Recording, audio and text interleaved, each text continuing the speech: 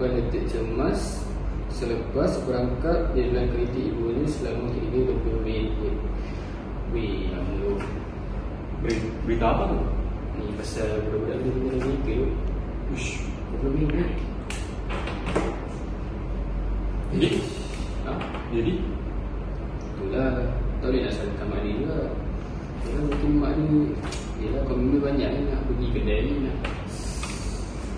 beli barang, nak ini, nak ini. So dia banyak. So dia begitu lupa. So kita lah kena cari solusi dia. Sebab kita kan muda, kena tolong orang yang lebih. Tu benda kita. Kau saja. Tak. Tapi macam susah. Itulah aku fikir kan macam tu. Sebab dari 2020 sampai 2024 dah 14 kes je aku tengok. Boleh buka ni. Boleh buka. Macam mana nak buat?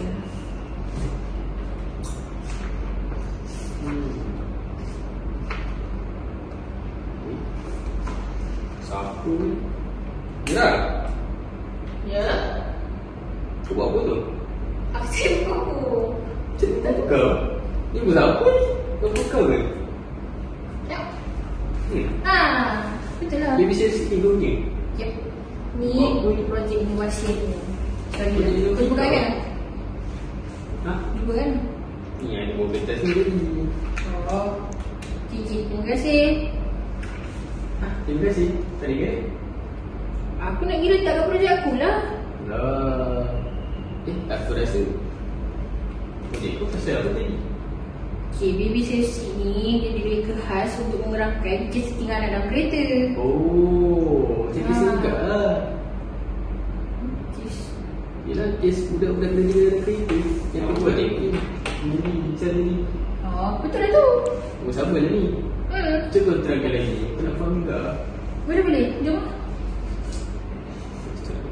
Duduk apa lagi? Jom lah. Hai. Jom lah.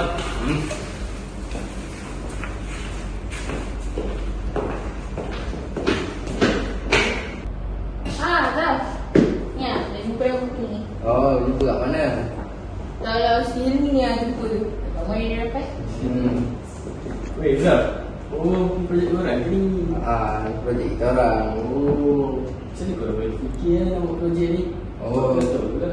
Kita orang terfikir untuk buat projek ni sebab ni banyak kejadian anak tertinggal dalam kereta. Sebab tu kita orang bina projek ni. Macam yang kau cakap tadi, kau jumpa dalam internet tu. Betul tak? Betul lah ni. Oh, ni solution ni lah kan? Ya, betul. Takkan tu dia mesti dia lagi. Pastilah.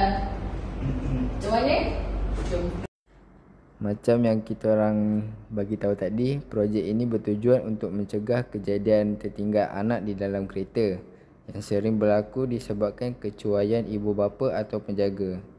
Kejadian ini yang boleh membawa kepada kemalangan atau kematian biasanya berpunca dari situasi di mana ibu bapa atau penjaga lupa akan kehadiran anak mereka di dalam kereta, terutamanya apabila anak diletakkan dalam baby car seat. Jom kita tengok demo pula.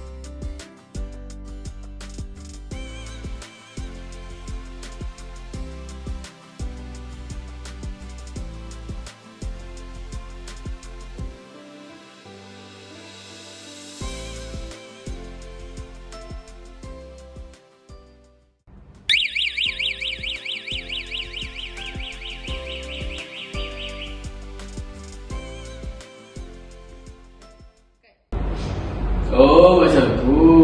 Faham? Macam tu lah. Kau rasa projek ni boleh pergi jauh tak? Rasa boleh pergi jauh untuk market sekarang lah. Kau rasa? Boleh ni, boleh. Sebab dia berkenaan dengan safety untuk bayi. Betul-betul. Lagipun banyak kan kes sekarang ni. Sel lah budak. Bagus. Okay lah. Tadi dia dah chat dalam grup. Jom lah. Lambat lagi. Jom. Jom. Apa? Kita dah dialog tu kan? Okay.